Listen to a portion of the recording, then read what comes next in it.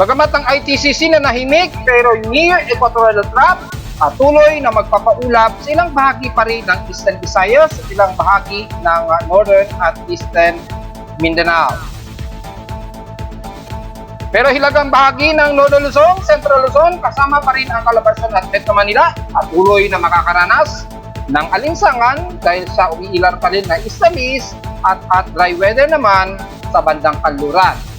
Kahit na may mga umiiral na frontal system sa may extreme Northern Luzon na magpapaulan naman sa isla ng Batanes Group of Islands. Asahan din ng mga localized thunderstorms. Angat Dam, very critical na.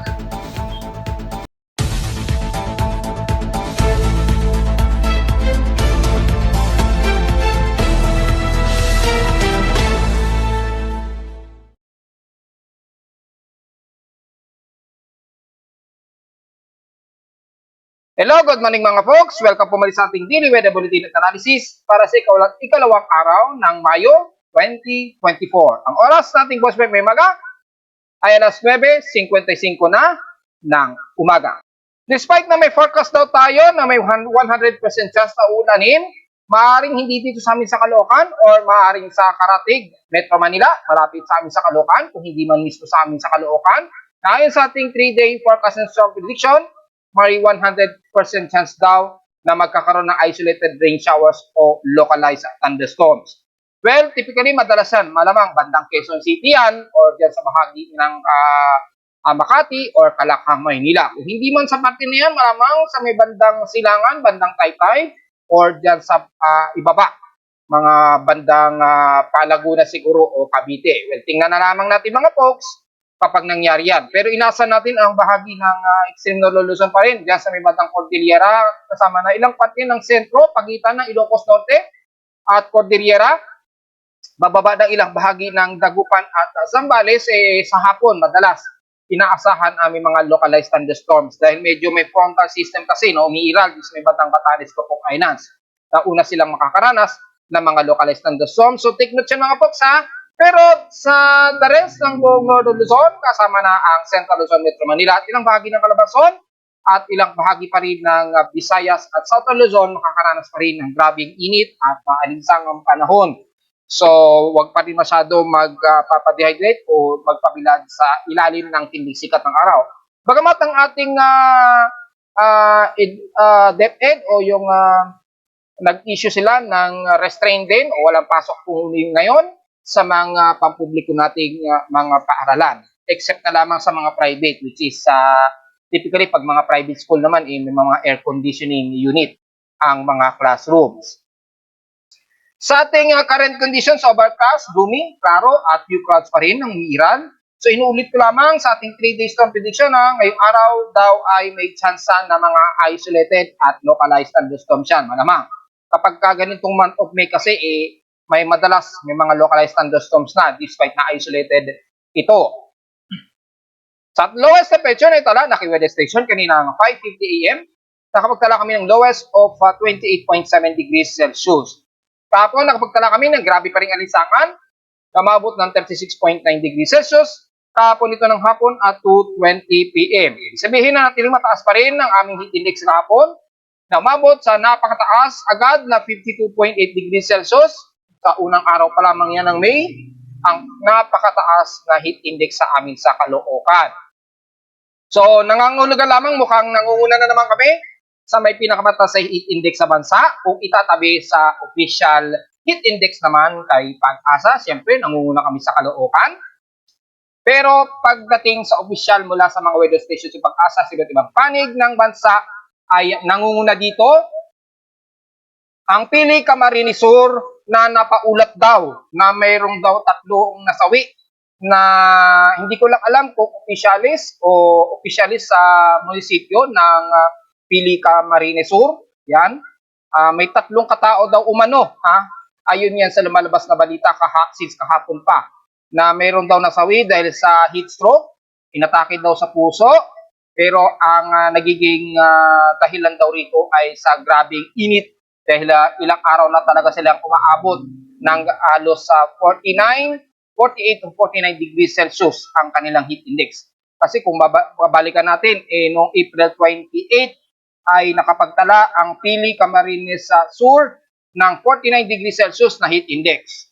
And then 46 degrees at nung isang araw 47 degrees Celsius at kahapon ay 48 degrees Celsius. So ibig sabihin naman ay halos sunod-sunod ang grabing init pandama sa kanila. Kaya siguro kahapon ay may tatlo daw umanong opisyal na nasawi dahil daw sa ang sinisisi dito ay ang dulot nga po ng heat stroke o grabe init pandama.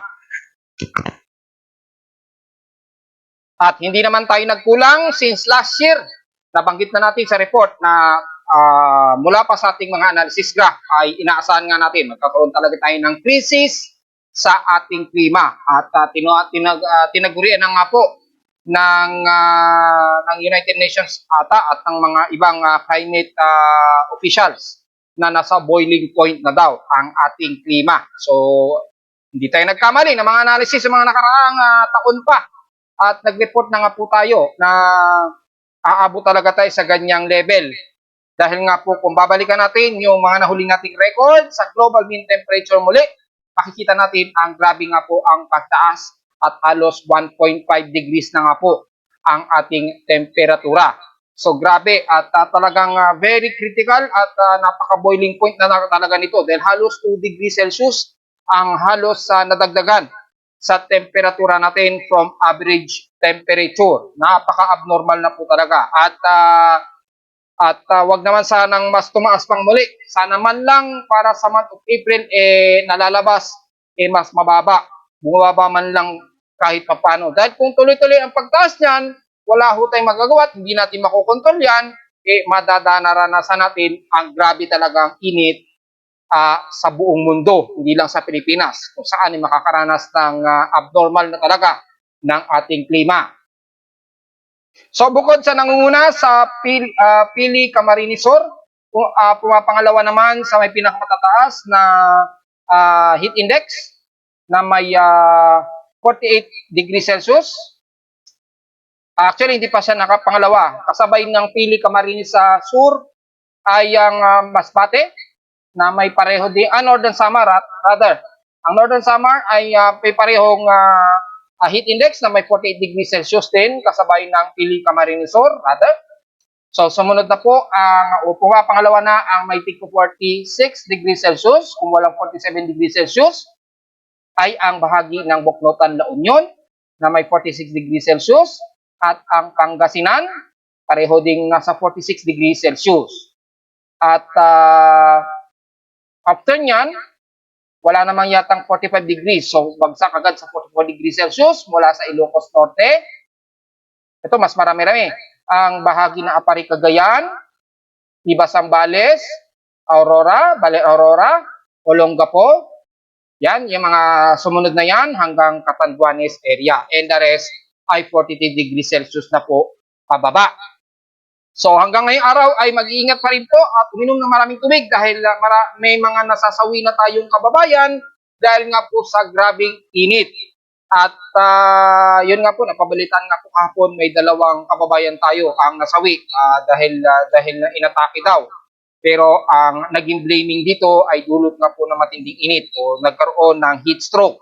Kaya po may nasawing mga 3 katao daw umano ito. So nakikiramay tayo sa mga pamilya na napag-iwanan, pero hindi kasi natin makokontrol ang hatol sa atin ng inang kalikasan dahil sa pagbago ng ating klima. Samantala sa ating basic streams and past 24 hours, nangunguna naman sa grabing air temperature ang Clark Air Base na nasa 38 degrees Celsius, ang kanilang highest temperature sa bansa. So, pumapangalawa lamang kami sa Caloocan na may 36.9 degrees Celsius. Sa lowest temperature naman ay sa Baguio City, nangunguna na nasa 18.2 degrees Celsius, na lowest temperature na yan, pero sa inulan, ang Zamboanga Peninsula, at least may 15 mm na pag-ulan sa kanila kahapon. Well, dahil na rin yan sa extension ng ITCC kahapon, na ngayon ay medyo kumalma muna, pero yung near equatorial trough ay inaasahan pa rin magpapatuloy na mabubuo sa may bandang southern part ng Mindanao na magpapaulap dito. So, medyo at least medyo comfortable ang magiging temperatura nila dahil mas magiging maulap kasi sa kanila. At sa ating namang outside humidity ay medyo drier tayo at 56%. At tumaas ito ng 2% since last hour. Bahagyang mataas muli ang ating atmospheric pressure at 1,010 hectopascals, pero slowly falling daw ito since last hour. At so far, ay kaninang madaling araw yata o since kagabi ay nagkaroon tayo ng space weather status na tiling M category ito. Ngayong umaga ay nag-normal naman ito so far, pero inaasahan natin na patuloy ang forecast na pagtaas ng ating solar flare at mga geomagnetic field. At report na natin kahapon yan na magtutuloy nga yan within 3 days. Nasa moderate anomaly muli si Taal. So medyo silipin natin kung may phreatic na naman na explosion itong si Taal Volcano. Una sa kanyang MODIS kung ilan ang kanyang variable radiated power. So far as moderate ay nasa around 15 megawatts ang kanyang stationary na thermal anomaly. Kung titingnan natin sa satellite imagery ng thermal MODIS, ay so far ang kanyang fire detection centroid ay wala naman siyang masyadong confidence. So stationary lamang sa brightness of 321.71 Kelvin. So nanatiling medyo mainit ang tagbabaga ang pinakabunganga nito. Kung sisilipin naman natin sa CCTV, live CCTV ito malapit sa Taal Lake. Makikita natin medyo foggy o baggy ang paligid ni Taal. So sa mga kabatang natin ay magmask po tayo. At obserbahan pa rin, despite na stationary lamang na medyo kalmado itong si Taal. Dahil anytime, pwede na naman ito magkaroon ng mga ilang tremors, volcanic tremors, o posible pa rin patuloy ang kanyang pag-erupt. Dulot nga po ng phreatic eruption. Kung sisilipin naman natin sa synopsis mula kay PBOX, nagkaroon nga ng dalawang volcanic tremors. Tumagal po ito ng 2 to 3 minutes. Ang haba, so medyo bantayin muna mga kabatang natin dyan, medyo magalaw ang tremors nitong si Taal Volcano. Di naman tumaas ang kanyang SO2 emission na nasa 2,671 tons a day. Itong huling araw ito ng April 29, 2024, yung huling naitala sa kanya. So anytime magkakaroon o posible pa rin patuloy na magkakaroon ng phreatic eruption so wag pong alisin ang pagbabantay kay Taal Volcano. So, wala naman tayong ibang anomaly na namamataan sa iba't ibang bahagi ng mga bulkan sa bansa. At so far, yung ating infrared window imagery, wala namang masyadong cloudiness na nakikitaan, lalo na dito kay Taal Volcano. So far, stationary lamang na manatiling bantayin natin, lalo na sa mga kabatang malapit kay Taal Volcano. Sa high tide and low tide status, may 5 hours to 5 minutes pa. So medyo low tide pa tayo. Mayang konti pa po o exact mga hapon. 3:18 PM pa po ito magma-maximum high tide. Aabot pa rin ba ng mahigit sa 1 meters? Well, sisilipin natin sa actual Metro Manila tide prediction. Ay yes, aabot pa rin ng mahigit sa 1 meter. 1.1 meter mamayang alas 3:18 na mamayang hapon. So kung lalayag kayo mga bandang hapon, ay ingat po at sa mga chikiting natin na maliligo, magsama po kayo ng mga guardian dahil malalim po sa 1 meter mahigit ang lalim ng Pangpang o dagat sa Pangpang ng Manila Bay at malapit sa Cavite mga folks. Kaya pwede pong lumayag ating mga maliliit na sasakyang pandagat kahit sa Pangpang lamang dahil asahan po na ito ay malalim. At sa ating almanak ay sumikat po ang ating haring araw kaninang 5:32 AM at inaasahang lulubog mamayang 6:13 PM. At ang ating 42% illuminated na lamang na sinag ng buwan, sisikat naman ito kinabukasan na ng madaling araw at 1:38 AM.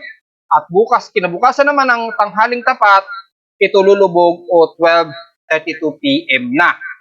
So medyo alanganin na yung pagsikat at paglubog ng buwan. At sa ating local weather outlook, para ngayong Huwebes at Biyernes, magiging partly cloudy daw ang ating maghapon ngayong araw So may mga tsansa na mga isolated showers and localized thunderstorms. Inulit ko, kung hindi man dito sa amin sa Caloocan, maaaring sa kapitbahay ng Karatig, Caloocan, maaaring dyan sa Quezon City, Taytay, or dyan sa bandang Cavite o Makati, ang uulanin. So hopefully mangyari yan para man lang makontrol ang grabing init.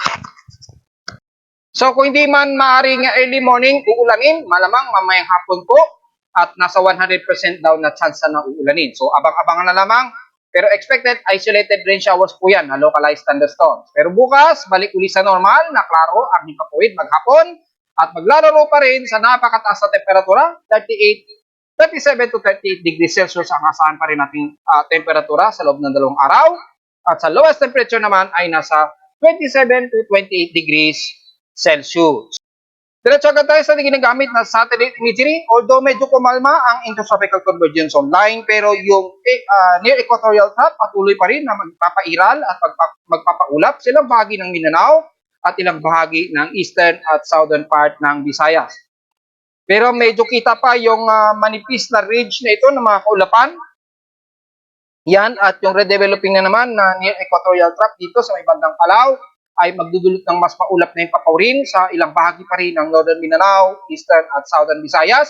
So expected na magiging part nito, mostly ding iiral, pero mangunguna pa rin ang medyo maalinsangan dahil sa patuloy pa rin na easterlies na umiiral sa silangan pa rin ng bansa. So una sa bahagi ng katimugang parte sa may Mindanao area, magiging part nito mostly cloudy at medyo maaraw at maalinsangan ang lalagay na temperatura sa buong bahagi ng Sorsogon area at ilang bahagi ng Davao Region, Compostela Valley at ilang bahagi ng Agusan del Sur, Surigao del Sur at Surigao del Norte. Madalas partly cloudy ang iiral, so magkakaroon din ng mga ilang isolated rain showers na may ilang localized thunderstorms diyan sa may bandang silangan ng Mindanao pagsapit po ng hapon. Sa may kanlura naman, sa Zamboanga Peninsula, despite na may mga ilang partly cloudy, ang iiral ay magiging maalinsangan din at maaraw ang inyong maghapon at mga ilang isolated na mga scattered rain showers ang iiral, lalo na sa bahagi ng isla ng Basilan at Hulusulo. Pero hindi naman masyado magtatagal dahil manipis lamang ang kaulapan ngayong araw sa buong bahagi ng Mindanao. So manguna po ang medyo humid po ang panahon ninyo dyan ha. So wag pong masyadong mag-workout gaano. At kumari, iwasan na lamang pong magbilad sa tindig sikat ng araw kahit may mga ilang partly cloudy. Sa may bahagi naman ng Visayas ay hindi natin masyadong isa-isahin dahil stationary na magiging maalinsangan at humid din ang magiging panahon despite na magkakaroon ng mga isolated and scattered rain showers ilang bahagi ng Leyte, lalo na sa bahagi ng Ormoc, Tacloban, pababa na yan ng Maasin City at Liloan. Sa may silangan naman ng Visayas, lalo na sa may Samar Region, sa Dolores, Oras, pababa ng Borongan City, sa Samar, Salcedo at Dian, magiging part nito mostly cloudy din at mga isolated and scattered rain showers po. Typically, mga light rain showers lamang ang medyo iiral. Wala man tayo nakikitaan na heavy rain potential sa ngayon sa buong bahagi ng Visayas area. Magkakaroon lamang kayo ng mga ilang part dito mostly cloudy nitong maghapon, pero patuloy ang magiging humid na panahon at magiging maalinsangan naman pagsapit naman ng northern part ng Samar, mula Lawang, Katarman, at dyan sa may Calbayog City. So take note yan mga folks. Mula Cebu naman hanggang Negros Region, magiging partly cloudy, katamtaman na lagay ng panahon, pero maaliwalas at mainit ang inyong temperatura dyan. So tataas na naman ang heat index sa inyo, kasama na ang Panay sa Panay Island. So buong bahagi ng Panay Island, magiging maaliwalas na naman at maalinsangan, kaya wag masyadong magbibilad at magpa-dehydrate. Mula sa Southern Luzon, kasama mula sa may bahagi ng Masbate, Tabias Island, sa bahagi ng Romblon, Burias Island hanggang Marinduque, at kasama na ang buong Bicol Region, magiging partly cloudy, pero magiging maalinsangan at humid po ang magiging panahon ninyo dyan ha. So wag pong masyadong magbibilad sa tindig sikat ng araw, dahil nakakabanggit ko lamang kanina, meron pong nasawi dyan sa bahagi ng bandang Camarines Sur, sa may Pili, Camarines Sur. So ingat na lamang mga folks. Dahil ngayong araw, despite na may ilang partly cloudy, ngayon iiral sa Bicol Region, mangunguna po ang grabing alinsangan dahil nga po sa umiiral natin na hanging silanganan po. So mula dyan sa may bandang Catanduanes, Camarines Sur at Camarines Norte, magiging araw na naman at tataas na naman ang ating mga init pandama. Lalagpas na naman yan ng 45 degrees Celsius, so take note yan mga folks, yung ating heat index. At sa buong bahagi ng Mimaropa, despite na may ilang partly cloudy sa bahagi ng Books Point, pero magiging maalinsangan na rin ang magiging panahon ninyo dyan ngayong maghapon. Magkaroon man ng mga isolated rain showers sa hapon at localized thunderstorms, typically dyan sa may bandang Coron, Palawan at ilang parte ng El Nido at Balabac area.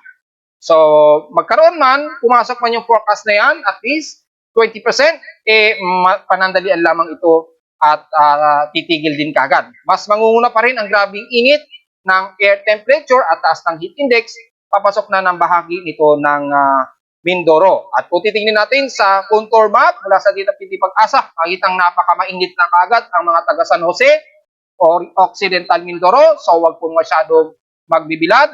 At dyan na rin sa bahagi nga po ng Camarines Norte. Mula Dayet, Basud at Paracale. Dyan sa parte ng Camarines Norte, pating Bico Region. So despite na magiging partly cloudy, ay mangunguna pa rin ang grabing alinsangan. Mula Quezon Province, Calabarzon, kasama na siyempre ang buong Metro Manila, Central Luzon, Bulacan, at hanggang Extreme Northern Luzon, patuloy pa rin tayo makakaranas ng grabing init at napakataas na heat index maghapon dahil sa medyo kalmado at klaro po ang ating himpapuwi dyan. Kikita natin dito na halos walang gaanong kaulapan. Pero pagsapit po ng hapon, dahil medyo mataas ang dust line layer, dyan sa bahagi ng pagitan ng Cordillera at Visayas Region, ayan at bandang Tugigaraw, typically sa hapon ay posibleng magkaroon ng mga isolated and localized thunderstorms sa hapon at dyan sa bahagi ng Zambales at bandang Tarlac area. Ayan So kung titingnan natin yung ARM, yung air mass, makikitang mabibigat-bigat yung air mass na dito sa may bandang Cordillera at Visayas Region at ilang bahagi ng Zambales. So typically mga bandang hapon yan ay posible ang mga isolated rain showers and localized thunderstorms sa hapon. So maaaring pumasok sa bandang Metro Manila ang mga ilang localized thunderstorms sa puro isolated ito So, wag pong masyadong pakampante na uulanin dahil maaaring pananggalian lamang yan dahil lamang sa mga isolated, localized thunderstorm. Bisitahin naman natin ating West Pacific Basin gamit ang ating FEM Weather Tropical Cyclone Assessment Monitoring. Makikitang medyo may anomaly sa may southeast ng Mindanao.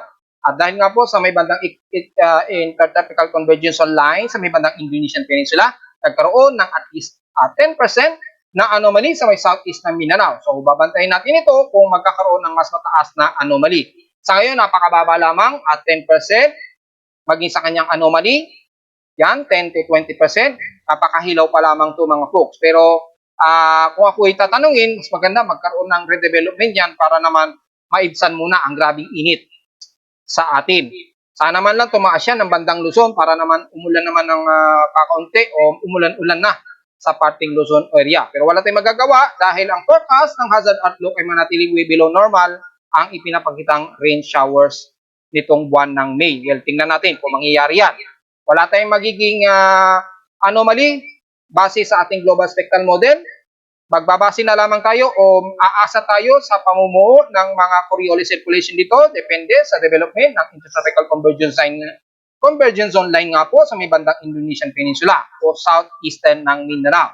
At nag-post na nga po ako sa ating Facebook page yung mga possible development of tropical cyclone for the month of May. Tingnan na lamang ninyo doon mga folks at basahin ang mga detalye at 1 hanggang 2 bagyo ang posibleng mabuo ngayong month ng May.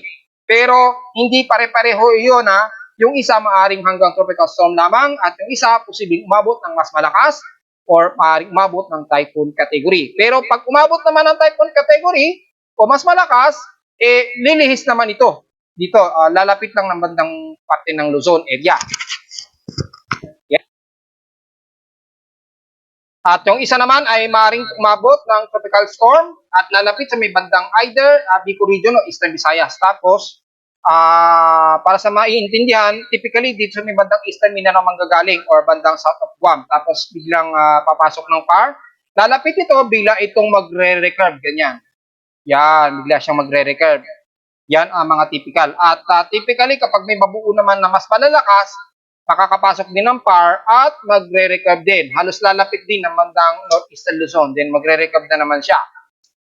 Pero dahil ito ay forecast, maaaring hindi yan eksakto mangyayari, pero typically ay ganyan ang magiging senaryo niya. So, nasa 43% o 42% lamang ang tsansa na mag-direct landfall po ito So, kung pumasok yan, magda-direct landfall yan, then magre-recover yan pag ganyan, or tatagos yan ng bandang West Philippine Sea, then saka na ito magre-recover pag ganyan. So, yan ang mga possible scenario niya. Sa ngayon ay forecast lamang ito. So, tingnan natin kung mangyayari. Sa ngayon ay negative pa po na may mamamataan tayo anumang tropical disturbance sa loob at labas ng ating Philippine Area of Responsibility hanggang this weekend. Wala man tayo nakikita na anomaly rito sa ngayon. Sa mga computer models naman, typically, intertropical convergence line lamang ang mas madalas nakikita natin dito sa may katimugang bahagi ng Mindanao. At wala pa naman sa ngayon na nakikitaan tayo na any tropical cyclone development. So mag-update tayo. Sa ngayon, hanggang this coming weekend, ay maliit lamang ang mga tsansa. Puro mga surface trough lamang ang makikita natin dito namumuho ayon kay NABGEM, PCMWF at GFS. O, kamusta naman natin si Angat Dam? Well, very critical na po. 0.91 meter na lamang ang natitira sa kanya at inaasahan natin bukas magre-red code na yan at magwa-warning na siya as dam water level low na siya. Kapag patuloy na malaki ang nakakain sa kanya. So, papasok na siya sa critical. Either bukas po yan kung patuloy itong bumaba ha. So, nasa 187.13 meters na lamang po ang natitira sa kanya mula sa 187.65 meters kahapon. So, ang kanyang critical level, kapag umabot na siya sa 186.22 o mas below dyan, dyan na po papasok ang critical level ni Angat Dam at inaasahang magde-declare si MWSS na posible lamang na magkaroon ng mga rotational cutting supplies ng tubig. So, baka mag-schedule sila na sa gabi, mawawalan tayo ng tubig, ganyan, or may certain time sa umaga na mawawalan tayo ng supply ng tubig. So, inuulit ko po, nakarang linggo pa po ako nagbigay ng payo na mag-stock o magtabi na po tayo ng reserbang tubig just in case po. Dahil mahirap naman na mabigla kayo na biglang mawalan tayo ng supply ng tubig sa susunod na mga araw. So, take note na lamang yan mga folks. At ang laki po ng nabawas kay Angat Dam. 187 from 187.65 Grabe, ang laki ng nakain sa kanya. Halos 0.52 meters po ang nakain sa kanya. Ang laki sa loob lamang ng 24 oras. So, at least nagbabala na si MWSS. Sigurado yan na medyo magtipid-tipid sa tubig. Pero hindi natin mapipilit ang ating mga kababayan dahil nga po sa grabing init nga po ng ating panahon. Hindi maiiwasan na halos sa 8 beses isang araw na naliligo. Gaya ng inyong lingkod, nakapaligo at ako maabot ng 6 na beses kahapon na ako ay nagbabad sa tubig dahil nga po sa grabe talagang init mga folks. Hindi natin makokontrol yon. Kesa naman magkaroon tayo ng heat stroke. Pero at least nagbigay na tayo ng babala na aabot sa critical level si Angat Dam, posible ang mga rotational cut-off ng supply ng tubig. Bago tayo mag-forecast, ay tingnan naman natin yung status ng ating real-time vegetation and drought sa Pilipinas. Makikita natin ay patuloy pa rin ang napakataas na drought classification natin. Very extreme pa rin ito mga folks ha. Buong bahagi pa rin ng kaluran ng bansa ay patuloy. Kahit na humihina ng tuluyan ang El Nino. So, expected pa rin yan. Hanggang sa mag-neutral tayo, ine-expect meron pa rin tayong maiiwan na mataas na drought at dry spell. Nanatiling way below normal ang ating total rainfall sa bansa at grabe na po ang severe extreme ng ilang bahagi sa Palawan at ilang bahagi ng Northern Mindanao at Zamboanga Peninsula. So medyo inulan sa bahagi ng pante ng Mindanao, so medyo nagkakaroon ng ilang moderate ang normal level ng pag-ulan sa bahagi ng southern part ng Mindanao. Dahil nga po sa umiral na ITCC, kaya nagkaroon ng at least moderate rainfall average ang bahagi na yan ng southern part ng Mindanao. So, sana ay umabot din sa bahagi ng Luzon. At so far, yan lamang nakikita natin for last ng araw ng April 30, 2024, yung huling record niyan na nagkaroon ng at least normal rainfall averages. Pero patuloy po na pagtaas ng daily minimum o surface temperature natin sa buong bahagi ng Tuguegarao area, Central Luzon, yan, kasama na ang bahagi ng Dagupan, Zambales, Bulacan, damay na rin ang Metro Manila. Sa taas ng temperatura na yan, yung land surface temperature na yan ay asahan natin ang grabe pa rin na init at alinsangan mga folks. At narito naman ating 3-day weather forecast para sa ikalawang araw ng May 2024.